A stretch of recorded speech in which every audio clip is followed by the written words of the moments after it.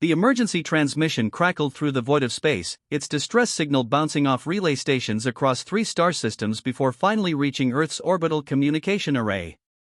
Captain Sarah Chen sat in the command center of the UES Harmony, humanity's newest diplomatic vessel, watching the holographic display flicker as the alien message translated itself into readable text. "Captain," Communications Officer Martinez called out, his voice tight with concern. "You need to see this. It's from the Zilani Republic." Sarah leaned forward in her chair, her dark eyes scanning the message that appeared on the main screen.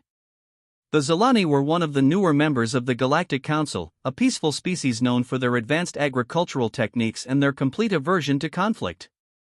They'd been one of the first alien races to welcome humanity into the galactic community, offering trade agreements and technological exchanges without the usual suspicion that greeted most newcomers. "What's their situation?" Sarah asked, though she could already see the desperation in the formal diplomatic language. "Pirates, Captain. The Korthak raiders hit their outer colonies 3 days ago. They're requesting immediate humanitarian aid, food, medical supplies, temporary shelter units. Their emergency services are completely overwhelmed." Sarah nodded grimly. The Korthak raiders were a constant thorn in the side of the Outer Rim territories. A loose confederation of various species who'd banded together under the philosophy that might made right, they swept through undefended systems like a plague of locusts, taking whatever they wanted and leaving devastation in their wake. "Send a response," Sarah ordered. "Tell them we're mobilizing aid immediately. ETA 72 hours. Already done, Captain. I took the liberty of contacting Earth Command. They're loading relief supplies as we speak." Sarah smiled. Martinez had been with her for 3 years now, and he'd learned to anticipate her decisions. "Good thinking. What's our current position?" "We're 12 hours out from the Zilani system. The supply convoy will meet us at the edge of their territory." "Perfect. Set course for the rendezvous point." "And Martinez?" "Yes, Captain. Send a message to Admiral Harrison. Tell him we might need some backup depending on what we find out there." What Captain Chen didn't know was that her simple request for backup would trigger a chain reaction that would forever change how the galaxy viewed humanity. Admiral James Harrison stood in the Strategic Operations Center of Luna Station, staring at the massive holographic display that showed the current deployment of the human fleet. At 62, he was one of the youngest admirals in human history, a veteran of the Centauri conflicts and the man who'd negotiated humanity's entry into the Galactic Council. "Sir," his aide, Commander Foster, approached with a datapad. "Captain Chen's request for backup. What's your assessment?" Harrison studied the tactical display. The Zilani system was in a vulnerable position, sitting at the intersection of 3 major shipping lanes. If the Korthak raiders were operating in that area, they could disrupt trade for half the Outer Rim. "What do we have available?" he asked. "The Third Fleet is finishing exercises in the Proxima system. They could be there in 18 hours. Harrison nodded. The Third Fleet was one of humanity's premier combat units, consisting of 2 battleships, 6 cruisers, 12 destroyers, and a full complement of support vessels. More than enough to handle a pirate problem. Send them, he decided. But tell Admiral Morrison to maintain a low profile. We don't want to panic the Zilani by showing up with a full battle group. Yes, sir. What Admiral Harrison didn't anticipate was that his decision would be the first of many that would spiral far beyond his control. The news of the Zilani crisis reached Earth's media within hours. The story of peaceful farmers being attacked by ruthless pirates struck a chord with the human public, especially when images of the devastation began circulating on the news feeds.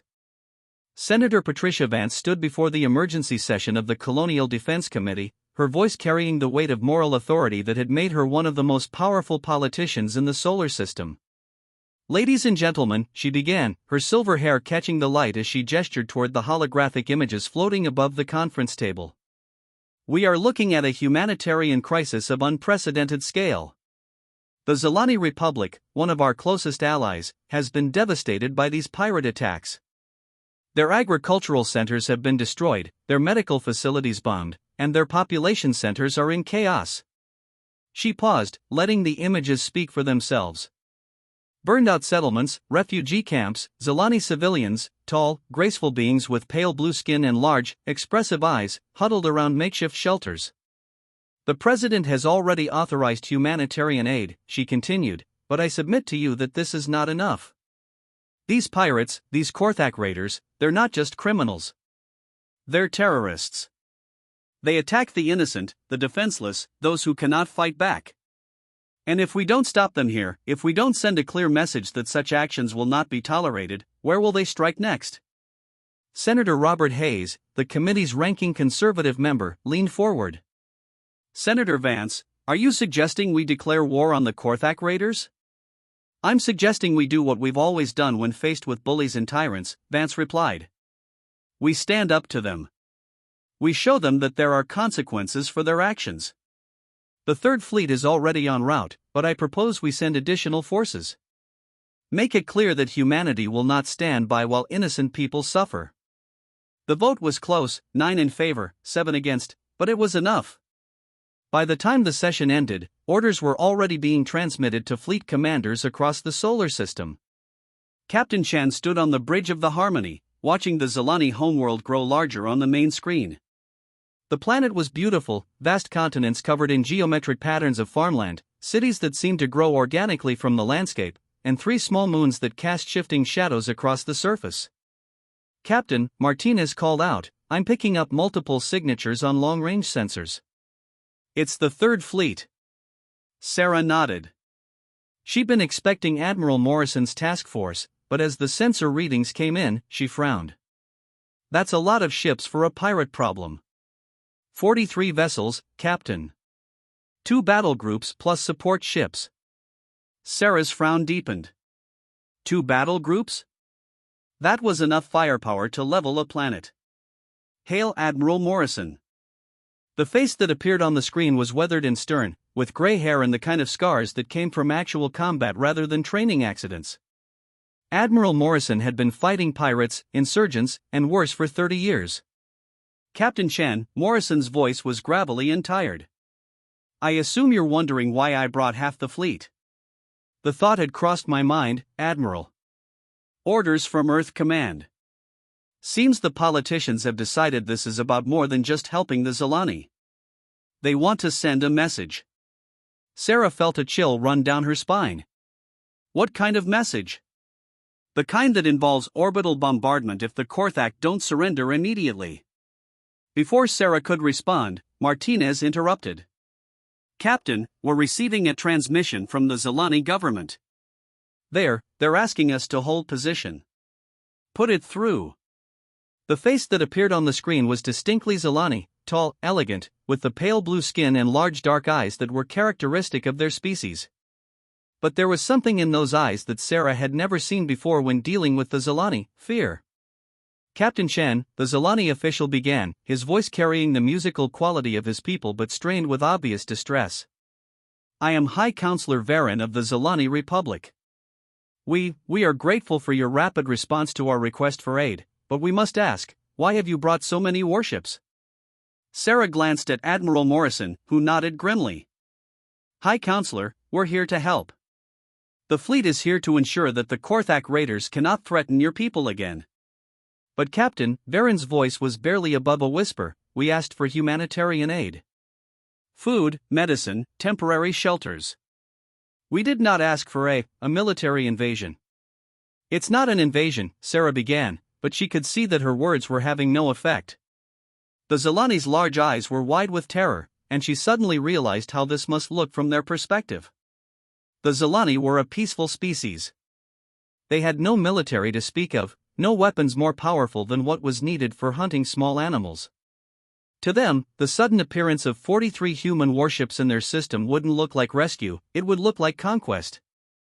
High Counselor, Sarah said, her voice gentle but firm, I give you my word that we're here to help. But to do that effectively, we need to deal with the Korthak threat. The Korthak are gone, Varen said quietly. They took what they wanted and left. They always do. We have learned to endure. That's not good enough, Admiral Morrison cut in, his voice hard. They'll be back. They always come back. The only way to stop them is to destroy them. Sarah saw Varen flinch at the word destroy, and she held up a hand to silence Morrison. High Counselor, perhaps we could discuss this in person? I'd like to beam down to your capital and assess the situation firsthand. Varen hesitated, clearly torn between his need for help and his fear of what that help might cost. Very well. But please, Captain, bring only a small escort. My people they are not used to armed soldiers. Of course, Sarah agreed. Just myself and a small diplomatic team. As the transmission ended, Admiral Morrison turned to her with a frown. Captain, I don't like this. We're here to solve their problem, not coddle them. With respect, Admiral, they didn't ask us to solve their problem. They asked us to help them recover from it. There's a difference. Morrison's eyes narrowed. Are you questioning my orders, Captain? No, sir. I'm questioning whether those orders are appropriate for the situation. The tension on the bridge was palpable. Morrison was a combat veteran with 30 years of experience, but Sarah was the diplomatic officer in charge of first contact protocols. Technically, she had authority over any interaction with alien governments. I'm going down to the planet, Sarah decided. Give me 12 hours to assess the situation before taking any action. Morrison nodded grudgingly. 12 hours. But if I detect any Korthak ships in the system, we're going to engage them. Understood. As Sarah prepared to beam down to the planet, she had no idea that her decision would trigger a crisis that would reshape the entire galaxy. The Zilani capital of Harmony Falls was unlike any city Sarah had ever seen. The buildings seemed to grow from the ground itself, their organic curves and flowing lines creating the impression of a vast garden rather than an urban center. Streets were non-existent, instead, elevated walkways wove between the structures like vines, allowing the ground level to remain pristine parkland. High Counselor Varen met her at the transport pad, accompanied by a small group of other Zilani officials. Up close, Sarah could see the strain in their elegant features, the way their normally perfect posture was slightly stooped with exhaustion and worry. Captain Shen, Varen said, his voice carrying the musical quality of his people. Welcome to Harmony Falls. I wish the circumstances were different. As do I, High Counselor. Perhaps you could show me the damage? What followed was a tour that would stay with Sarah for the rest of her life. The Korthak raiders had been thorough in their destruction. Agricultural centers that had taken generations to build were now smoking ruins. Medical facilities were destroyed, their equipment stolen or smashed. Worst of all were the refugee camps, thousands of Zilani who had fled their homes, now living in makeshift shelters with inadequate food and medicine. How many casualties? Sarah asked as they walked through one of the camps. 17,000 dead, Varen replied quietly. Another 40,000 injured. But the real damage? He gestured toward the frightened faces around them. The real damage is to our spirit. We are not a warrior people, Captain. We do not understand violence. When the Korthak came, we could not fight them. We could only run and hide and hope they would take what they wanted and leave. Sarah knelt beside a young Zilani child, no more than 6 years old by human standards. The child's large dark eyes stared up at her with a mixture of curiosity and fear. What's your name? Sarah asked softly. Kira, the child whispered. That's a beautiful name. Are you hurt, Kira? The child shook her head, but Sarah could see the bandages on her arms, the way she favored her left leg. The bad people came, Kira said. They broke everything. Mama says they might come back. Sarah felt something cold and hard settle in her chest. She'd seen war zones before, but there was something particularly heartbreaking about seeing a species that had never known violence struggling to understand it. They won't come back, Sarah said firmly. I promise. As they continued the tour, Sarah's communication device chimed with an incoming message. She checked it discreetly and felt her blood run cold. It was from Admiral Morrison, Korthak fleet detected at edge of system. 12 ships, moving to intercept. High Counselor, Sarah said, trying to keep her voice calm, I need to return to my ship immediately. Is something wrong? The Korthak are back. The color drained from Varen's already pale face. How many? 12 ships. Then we are lost, Varen said quietly. Our defense fleet consists of 3 patrol boats. They are no match for even one Korthak raider. You're not lost, Sarah said firmly. We're here to help. But even as she said it, she wondered if that was true. The human fleet was certainly capable of defeating 12 Korthak ships, but at what cost? And what would the Zilani think of humanity after they witnessed human warfare? The bridge of the UES Retribution was a study in controlled chaos. Admiral Morrison stood at the center of the command deck, watching the tactical display as his fleet moved to intercept the Korthak raiders. 43 human warships against 12 pirates, it should have been a slaughter. Sir, Captain Williams reported from the tactical station, the Korthak are deploying in attack formation. They're heading straight for the planet. Morrison nodded grimly. The Korthak were nothing if not predictable.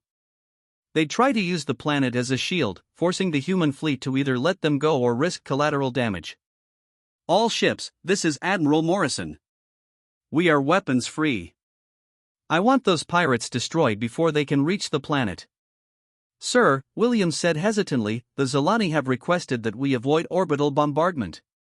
They're concerned about debris falling on populated areas. Morrison's jaw tightened. The Zilani don't understand warfare. Sometimes collateral damage is unavoidable.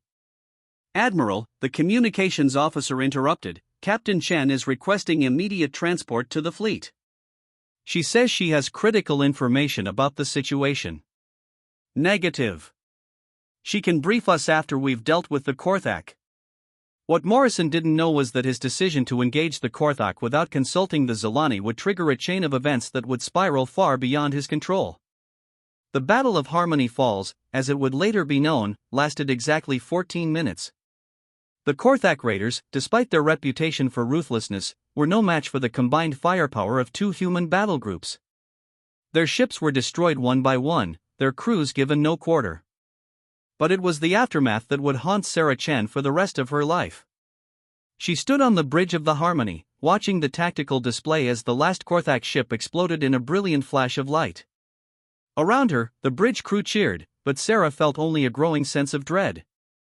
Captain, Martinez said, his voice subdued, we're receiving multiple transmissions from the planet.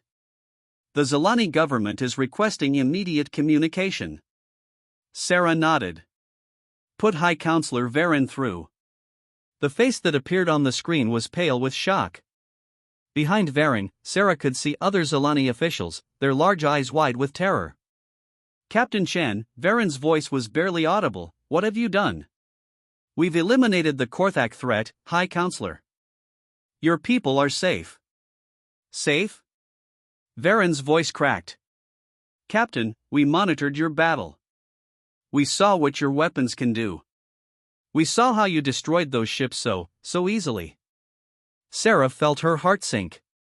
High Counselor, I understand this must be disturbing, but... Disturbing? Varen's composure finally cracked. Captain, in 14 minutes, you demonstrated more destructive power than our entire civilization has ever possessed. You obliterated 12 ships and everyone aboard them without a moment's hesitation. You turned living beings into scattered atoms, and you did it as easily as we would swat an insect. They were pirates, Sarah said weakly. They were killers. And what does that make you? Varen asked quietly. What does that make your species? The question hung in the air like a physical weight. Sarah realized that in trying to help the Zilani, humanity had revealed something about itself that perhaps should have remained hidden. High Counselor, Sarah began, but Varen held up a hand. Captain, we are grateful for your aid. Our people are alive because of your intervention. But we are also terrified. We asked for food and medicine, and you brought us an armada capable of destroying planets. We asked for help, and you showed us that humanity possesses the power to crush entire civilizations. That's not who we are, Sarah protested. isn't it? Varen's large eyes seemed to look right through her. Captain, your species has been part of the Galactic Council for less than 5 years. In that time, you've demonstrated technological advancement that took most species centuries to achieve. You've shown military capabilities that dwarf those of civilizations that have existed for millennia. And now, you've shown that you can and will use that power without hesitation. Sarah felt a chill run down her spine. High Counselor, we're not conquerors. We're explorers, diplomats, traders. Perhaps, Varen said sadly. But you're also warriors. And that makes you dangerous. The transmission ended, leaving Sarah staring at a blank screen. Around her, the bridge crew was silent, the earlier celebration forgotten. They'd won the battle, but Sarah had the sinking feeling that they'd lost something far more important. The news of the human victory spread through the galaxy like wildfire. On Earth, the media hailed it as a triumph of human courage and technology. Admiral Morrison was proclaimed a hero, and the footage of the battle was replayed endlessly on news channels. But in the halls of the Galactic Council, the reaction was very different. Ambassador Carrick of the Visian Empire stood before the emergency session, his reptilian features twisted with concern. Honorable colleagues, he began, his translator rendering his hissing speech into standard galactic common, we must address the implications of what has occurred in the Zolani system. The Great Chamber fell silent. Representatives from dozens of species focused their attention on the Visian ambassador, one of the most respected voices in the council. The humans claim they were responding to a request for aid, Carrick continued. But let us examine the facts. The Zolani asked for food, medicine, and temporary shelters. In response, humanity deployed 43 warships armed with weapons of unprecedented destructive power. A murmur ran through the assembled delegates. The humans had been members of the Council for less than 5 years, and many species were still uncertain about their intentions. Furthermore, Carrick continued, the humans destroyed the Korthak fleet without attempting negotiation or offering surrender terms. They simply eliminated them. This is not the behavior of a species interested in peace and diplomacy. Ambassador Sarah Williams, no relation to the captain, stood to address the council. A career diplomat with silver hair and sharp eyes, she'd been humanity's representative to the council since first contact. Honorable colleagues, she began, her voice carrying the authority of someone who'd spent 30 years in interstellar diplomacy, I understand your concerns, but let me provide some context. The Korthak raiders were not innocent merchants caught in a misunderstanding. They were pirates, murderers, and terrorists who had just attacked a defenseless civilian population. They killed 17,000 Zolani civilians, including children. She paused, letting that sink in. When faced with such evil, humanity does not negotiate. We do not offer surrender terms to those who murder innocents. We stop them. Permanently. The chamber erupted in discussion. Some delegates nodded approvingly, while others looked disturbed by the implications of William's words. Ambassador Vix of the Grandari Collective stood next. The Grandari were an ancient species, having achieved interstellar travel when humans were still discovering fire. Their perspective carried weight in the council. Ambassador Williams, Vix said, her voice carrying the harmonic overtones of her species, your words trouble us. You speak of stopping evil permanently. Do you mean to say that humanity considers itself judge, jury, and executioner for the galaxy? I mean to say that humanity will not stand by while innocent people suffer, Williams replied. If that means using force to stop those who would harm them, then yes, we will use force. And who decides what constitutes evil worthy of such permanent solutions? Vix pressed. Who decides which species deserves to live and which deserves to be stopped permanently? The question hung in the air like a toxic cloud. Williams realized she'd walked into a trap, but there was no backing down now. The same thing that's always decided such matters, she said firmly. Conscience. Morality. The fundamental belief that some actions are so wrong that they cannot be tolerated. Whose conscience? Vix demanded. Whose morality? You speak as if these are universal constants, but they are not. They are the values of your species, imposed on others through superior firepower. The debate continued for hours, but the damage was done. The galaxy was beginning to see humanity not as saviors, but as a potential threat. Captain Chen stood in her quarters aboard the Harmony, staring out at the stars. 3 days had passed since the Battle of Harmony Falls, and the situation was spiraling out of control. Her door chimed, and she turned to see Admiral Morrison entering without waiting for permission. His face was grim, and he carried himself with the weight of a man who'd just received very bad news. "Captain," he said without preamble, "we have a problem." "Just one?" Sarah asked dryly. Morrison activated a holographic display, showing the disposition of forces throughout the local sector. The Visian Empire has moved 3 battle fleets to the border of human space. The Grandari Collective has suspended all trade agreements with Earth. And the Zilani. He paused, and Sarah felt her heart sink. What about the Zilani? They've filed a formal complaint with the Galactic Council. They're requesting that humanity be censured for using excessive force and for deploying military assets without proper authorization. Sarah sat down heavily in her chair. They're turning our rescue into an act of aggression. It gets worse, Morrison continued. The media coverage on Earth is problematic. The politicians are using this as justification for a massive military buildup. They're saying that if the galaxy won't appreciate human protection, then we need to be prepared to defend ourselves. Defend ourselves from what? From everyone, apparently. Senator Vance is calling for the construction of 50 new battleships. The Colonial Defense Committee is talking about establishing forward bases in strategic systems. And the president? Morrison trailed off, and Sarah felt a chill run down her spine. What about the president? He's scheduled to address the nation tomorrow. The rumors are that he's going to announce a new doctrine of proactive defense. The idea that humanity won't wait for threats to materialize, will eliminate them before they become problems. Sarah stared at the holographic display, watching the red icons that represented potentially hostile forces. How did we get here? We were trying to help them. Maybe that's the problem, Morrison said quietly. Maybe we don't know how to help without conquering. The words hung in the air like an accusation. Sarah thought about the Zilani child, Kira, with her bandaged arms and frightened eyes. She'd promised the girl that the bad people wouldn't come back. But what if humanity had become the bad people? Admiral, she said finally, I need to go back to the planet. I need to talk to High Counselor Varen. Captain, I don't think that's a good idea. The Zilani are scared of us now. Your presence might make things worse. Things can't get much worse, Sarah replied. And if there's any chance of fixing this, I have to try. Morrison studied her for a long moment. What are you planning? I'm going to do something that humans apparently aren't very good at, Sarah said. I'm going to listen.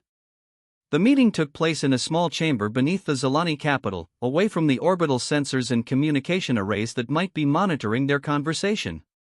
High Counselor Varen looked older than when Sarah had first met him, his elegant features marked by exhaustion and worry.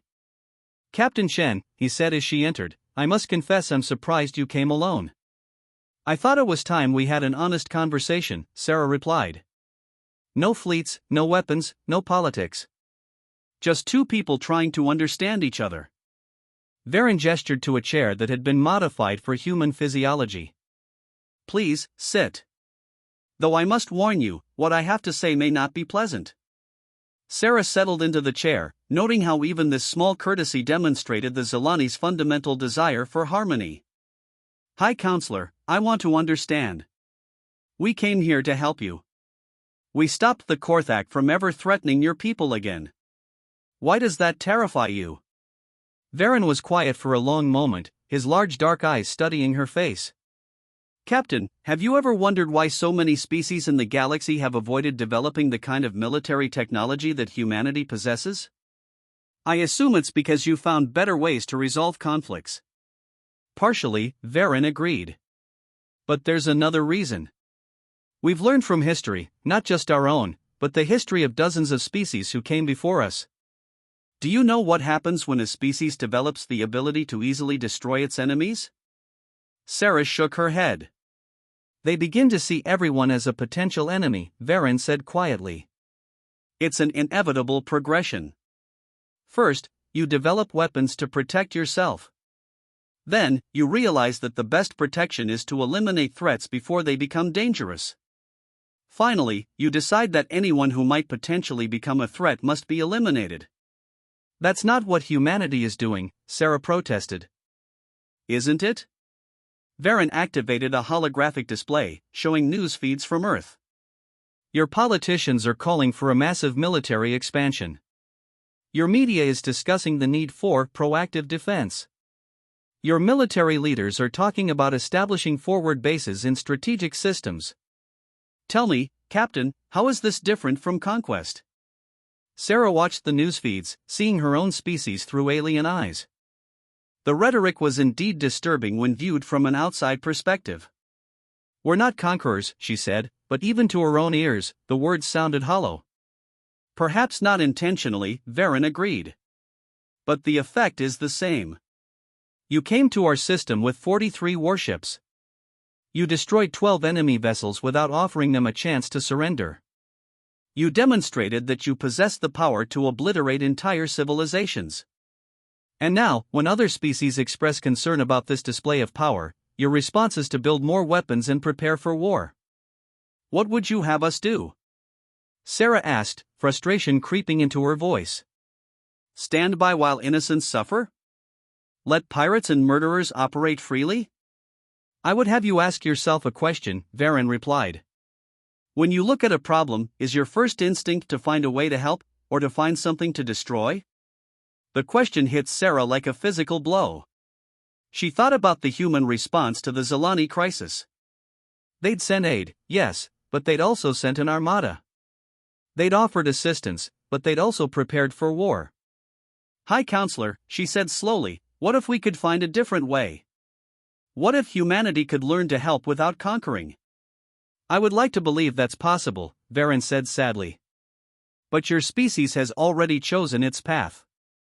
The galaxy sees you as a threat now, and threats must be contained. What does that mean?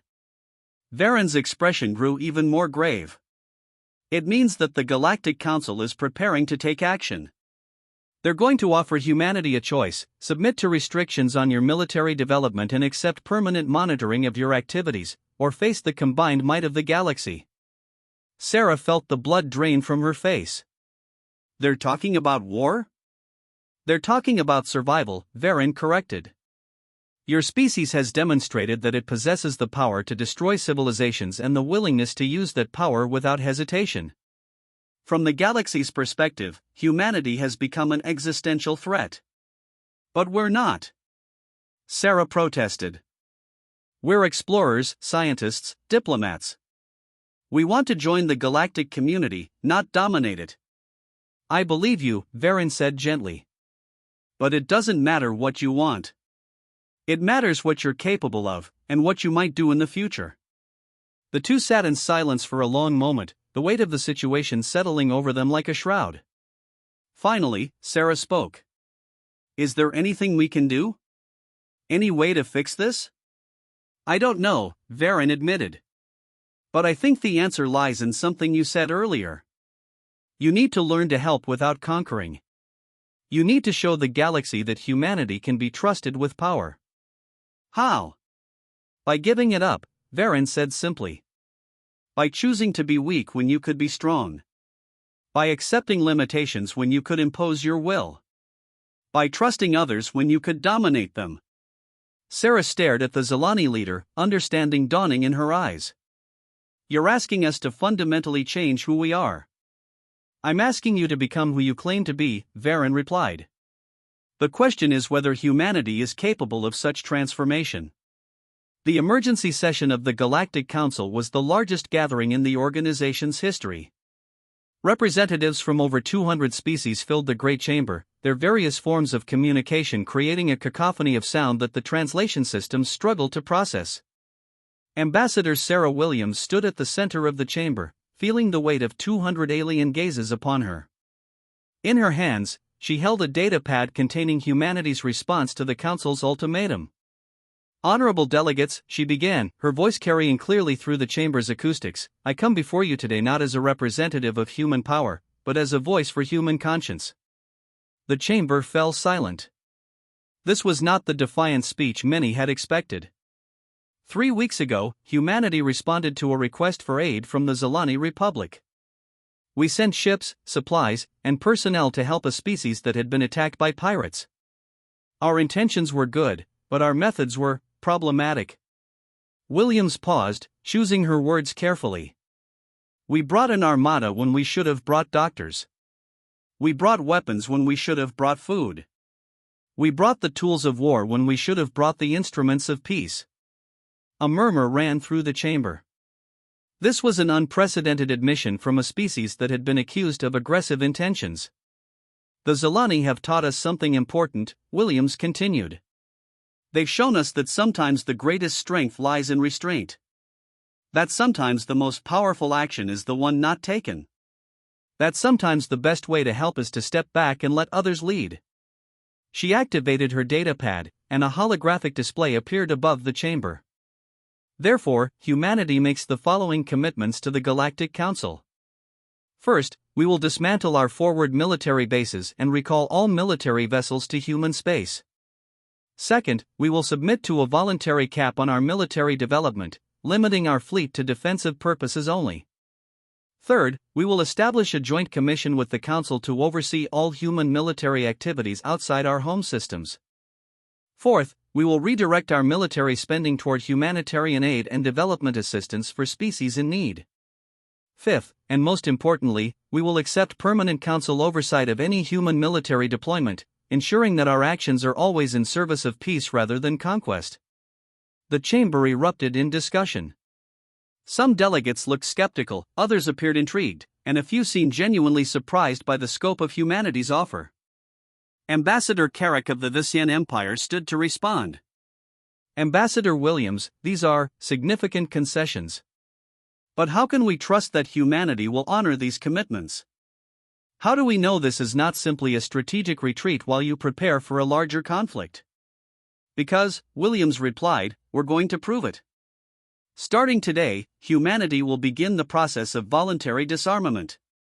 We will reduce our military forces by 75% over the next 5 years. We will open our research facilities to Council inspection. We will share our technology freely with any species that requests it. And we will accept whatever monitoring and oversight the Council deems necessary. The silence that followed was deafening. Never in the history of the Galactic Council had a species voluntarily given up military superiority. The very concept was almost incomprehensible to many of the delegates. Furthermore, Williams continued, we propose the establishment of a new organization, the Galactic Humanitarian Corps. This would be a joint force dedicated to providing aid and assistance to species in crisis, but governed by the Council and subject to strict rules of engagement that prioritize civilian protection and conflict resolution over military action. Ambassador Vix of the Grandari Collective stood slowly. Ambassador Williams, this is unexpected.